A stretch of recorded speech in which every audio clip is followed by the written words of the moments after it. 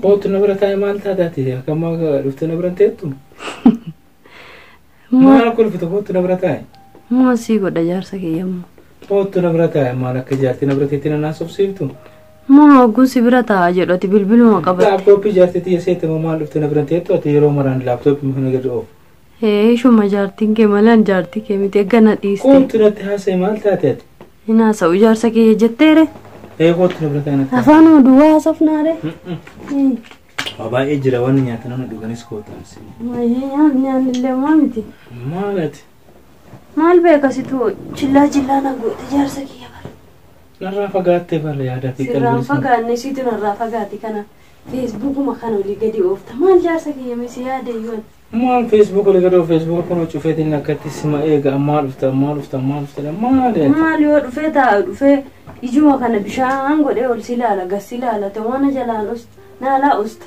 Ande usheetuma taa'ee dadhabaa. Dura asii fiilmii wayii ilaalaa ture amma immoo erga duraati maal taate jaartiin xiyyaarraa kanarraa achiisiitu maal taate meenatti meeti. Maa fiilmii maa nasii caala jaarsa kiyya maal. Lakkisi mannaa caala fiilmii illee bashannansiisa beektaati maal na wajjin ilaalle fiilmii kana. Fedhu fiilmii ani fiilmii si caalu maal godha. Ana malee maan fedhu. Maan fedhu ani. Fiilmiin kiyyaanuma.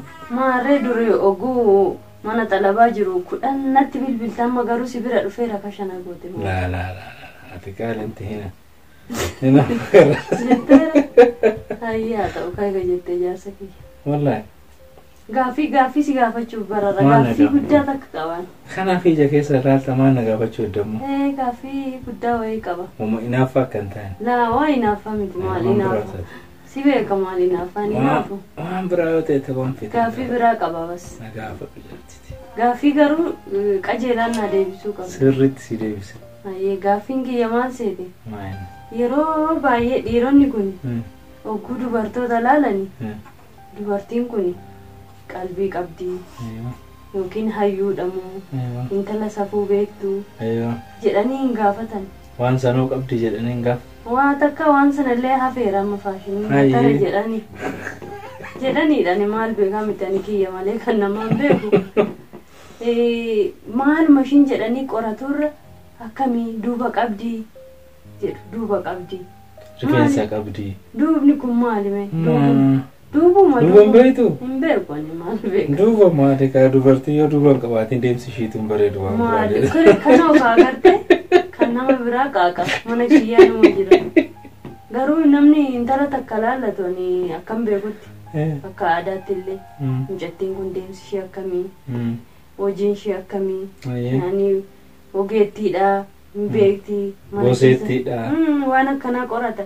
Isin garuu mucayyoon kun sammuu qabdi yookiin barnoota qabdi yookiin waan biraa miti mee qarshii qabdi moo yookiin immoo dabbaa jedhu dabbaa namti kun maali an dabbaa. Dabbaati kana bishaan waraaban sinseete. Isuma si an dabbaa dhuma isumatti laxxafanii jedhee akkana laalee barbaadee dhabe bara. Maal taate jaartii dabbaan isaa miti dabbaan kayoo. Kanada. Maal ati hin beektu? Maal beekan waan akkam jiru.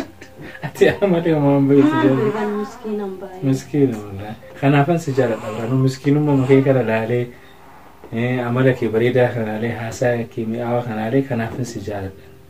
Na jaalachuun illee bareeda ta'e. Haa ta'u maa dabbaan jettu? Laa ana dabbaan kiyyaa fi dudduuba kiyya suma namaa.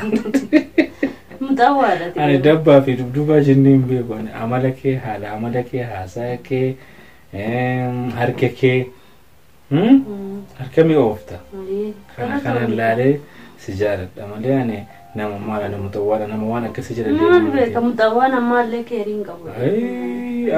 Anuyyuu dabbaa kanuma bishaan waraaban sani malee biyya keenyatti jaadikaanii jeniin. Biyya kanatti immoo dabbaaniin.